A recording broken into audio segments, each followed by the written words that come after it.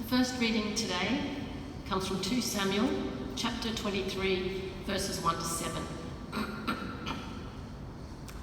Now these are the last words of David, the oracle of David, son of Jesse, the oracle of the man whom God exalted, the anointed of the God of Jacob, the favourite of the strong one of Israel.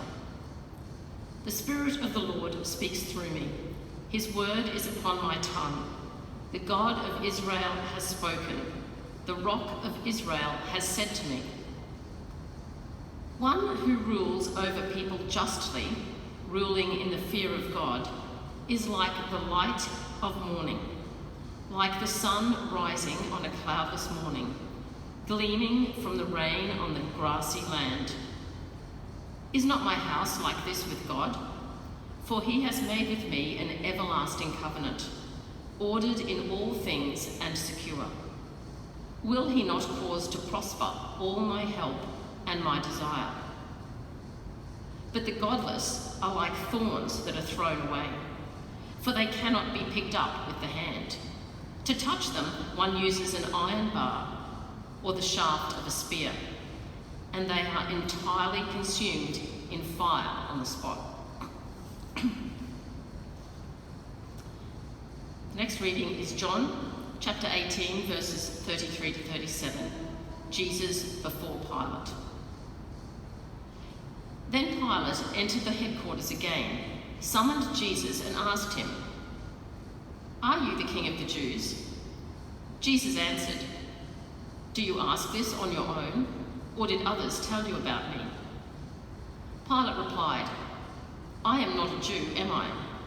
Your own nation and the chief priests have handed you over to me. What have you done?" Jesus answered, "My kingdom is not from this world. If my kingdom were from this world, my followers would be fighting to keep me from being handed over to the Jews. But as it is, my kingdom is not from here." Pilate asked him, "So you are a king?" Jesus answered, "You say that I am a king. For this I was born, and for this I came into the world, to testify to the truth. Everyone who belongs to the truth listens to my voice." This is the living word.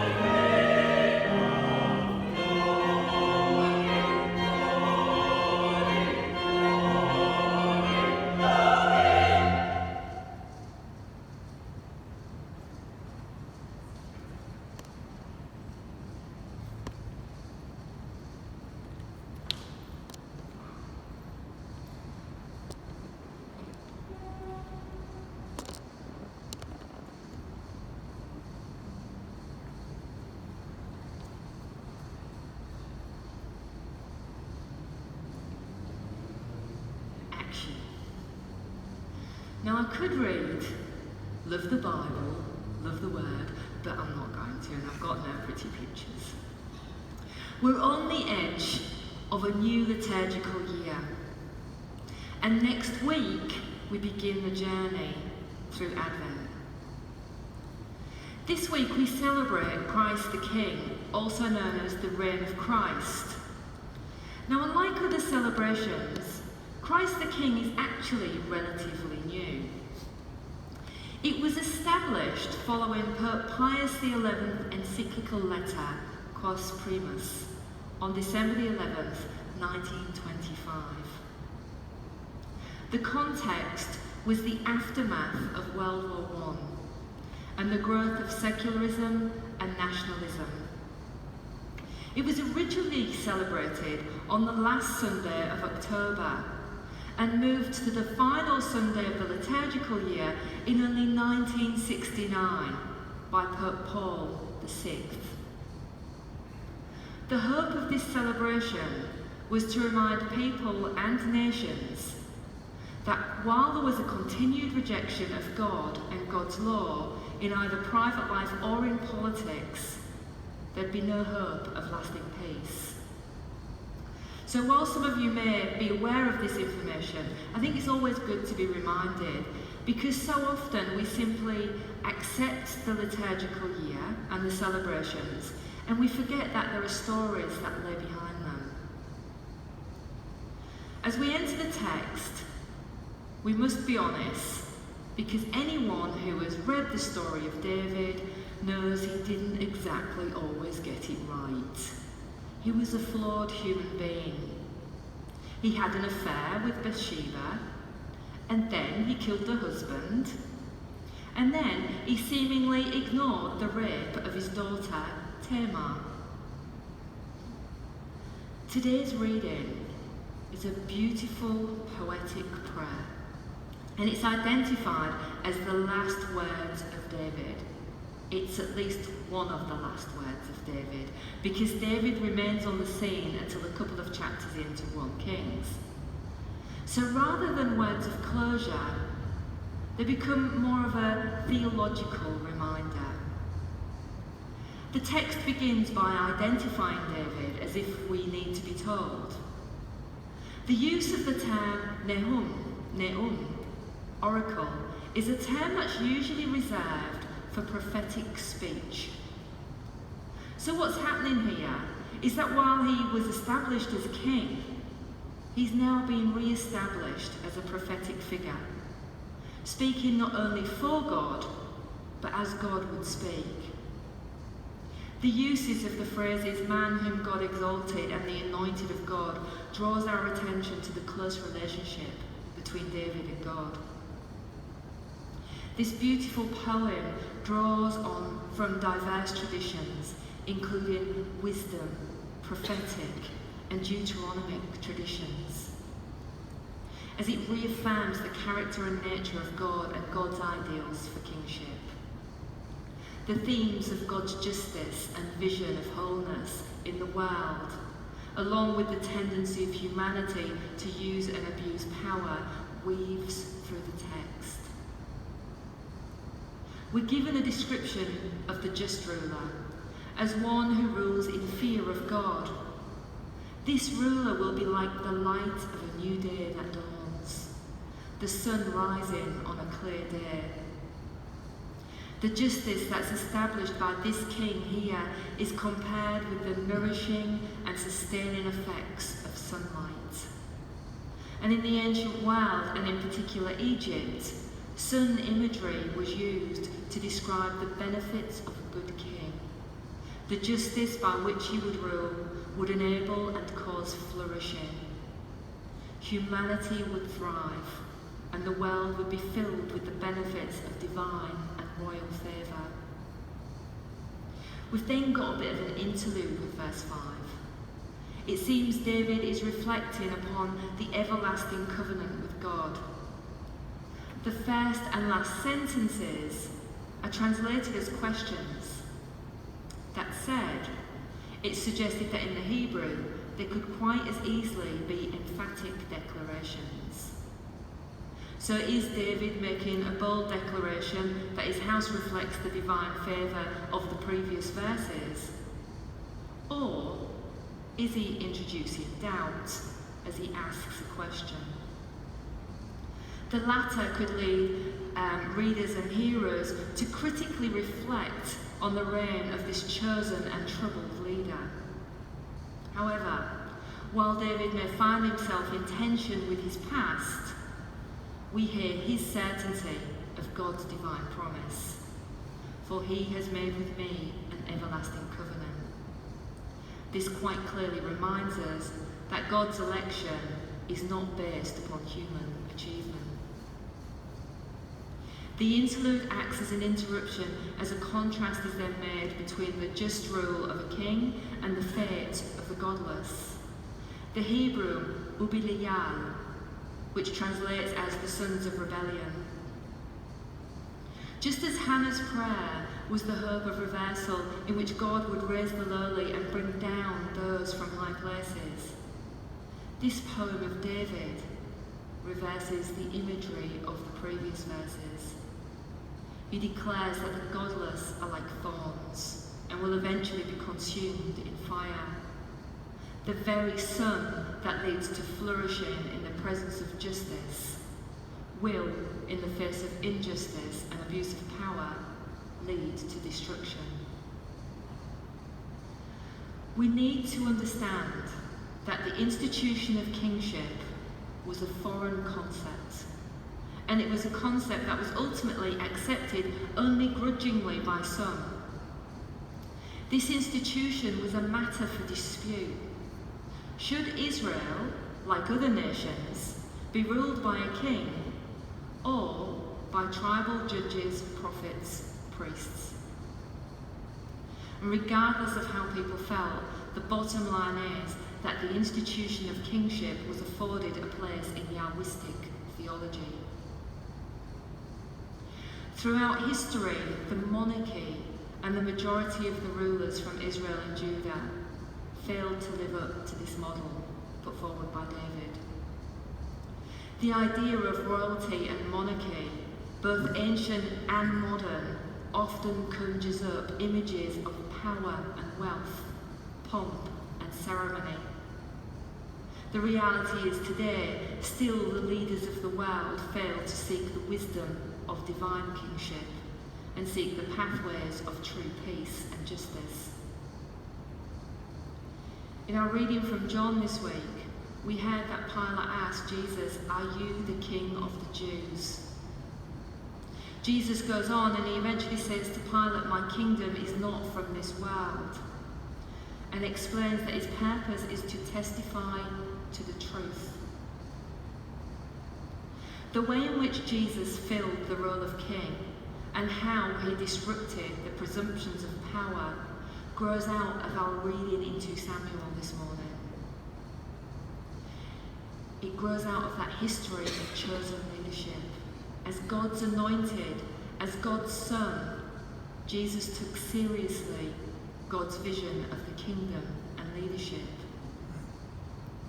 Jesus proclaims a new world, and rather than kingship, he's declaring a new kinship and a way of being in relationship with each other and with God. The message and kingship of Jesus did not bring him wealth or popularity among the political and religious rulers. He was not a king with corgis.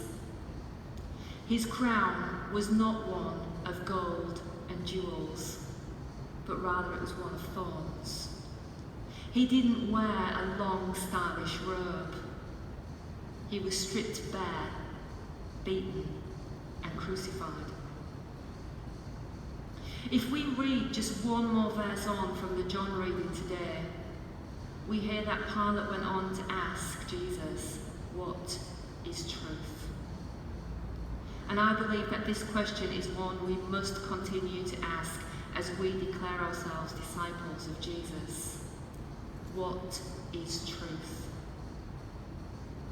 The dictionary defines truth as the quality or state of being true, that which is true or in accordance with fact or reality, or a fact or belief that is accepted as true. In reality, we each hold truths that are not accepted as truth by others. The vision of God's reign is so often anticipated or understood only in future terms or otherworldly existence.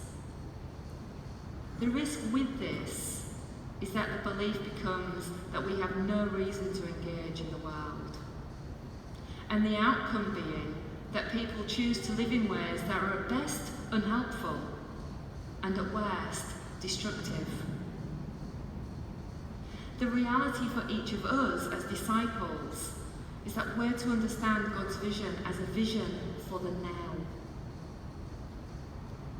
When it comes to the vision of the kingdom and leadership in the world, and indeed our communities and even small groups, we must seek the truths of the kingdom, not the world.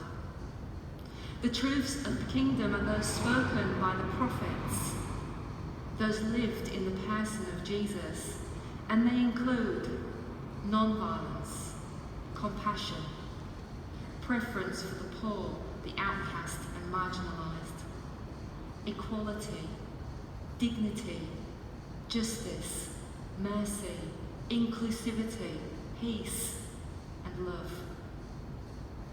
The kingdom is about living in community. It's about the other, rather than the individualism that we unfortunately continue to see rapidly increasing around the world. Leadership in terms of the kingdom is a sacred role, whether it be leading a nation or leading a community or leading a group.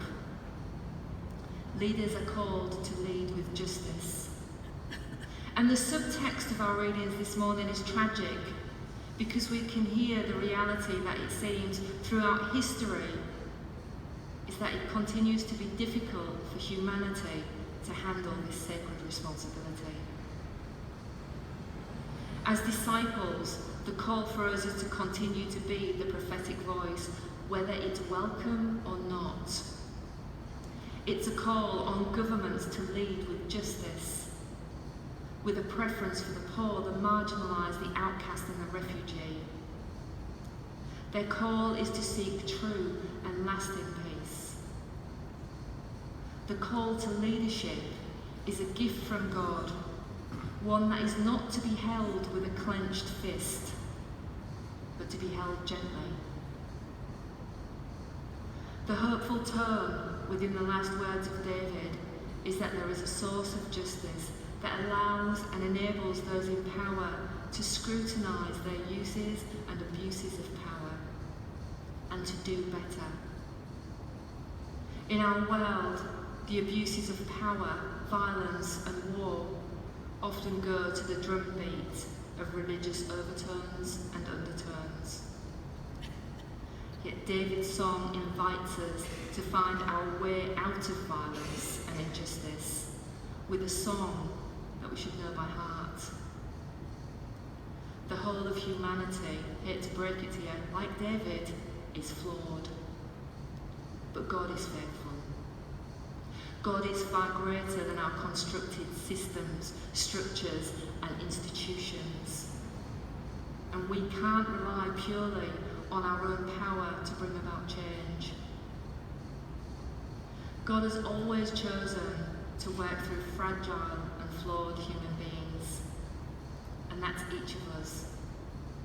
And what we do, and what we must do, is to receive the gift gently with an open hand, and strive to bring about a world where humanity and creation can experience the wholeness of God and flourish, and we're to do this in the power of the Spirit and within the vision of the kingdom.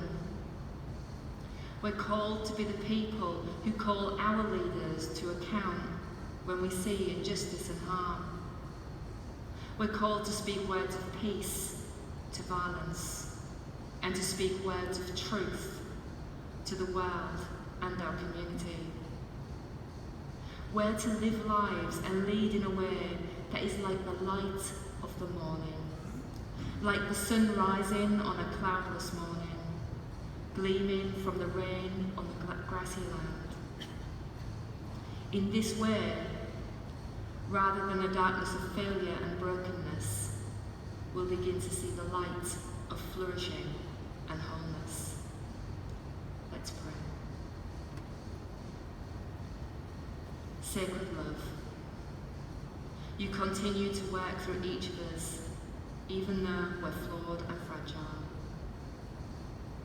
Send your Spirit to weave among us, touching our eyes to see afresh the vision of the kingdom and true kinship.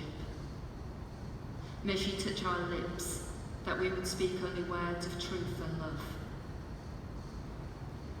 In the name of the one we proclaim as King. Amen.